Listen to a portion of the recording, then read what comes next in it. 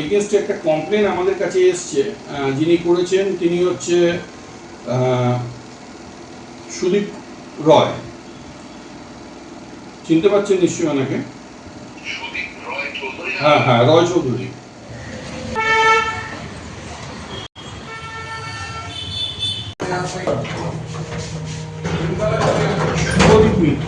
দেখুন, আমাদের কাছে একটি কমপ্লেন আছে।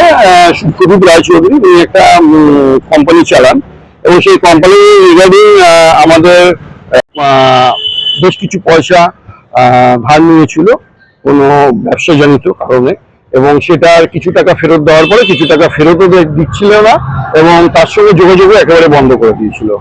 এবং ওনার কষ্টের প্রাপ্য টাকা, সেই জন্য ওনার অনেকবার ওনার সাথে কন্ট্যাক্ট করার চেষ্টা করেছে, করতে পারিনি এবং তারা ফোন ধরছিল না।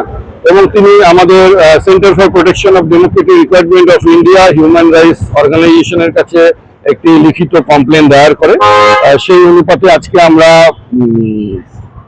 এইখানে উপস্থিত হয়ে এসছি এবং আপনারাই দেখতে পাচ্ছেন এই বিল্ডিং এর টপ ফ্লোরে কানাড়া ব্যাংকের ওপরেই ওনাদের এই অফিস। সেই অফিসে আমরা গেছি, আপনারা সব ভিডিও ফুটেজ তুলেছেন এবং উনি ছিলেন না, ওনার ম্যানেজার আমার সাথে ওনার ওয়ার ফোনে কথা বলেছেন এবং উনি আশ্বাস দিয়েছেন 15 থেকে 20 দিনের মধ্যে উনি ওনার প্রাপ্য টাকা ফেরত দেবেন।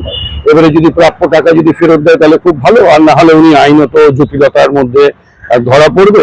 পরবর্তীকালে ওনার এগেনস্টে যেটা আইনত যা যা করণীয় ব্যাপার সেটা ধরুন সুদীপবাবু সেই পদক্ষেপে এগোবেন।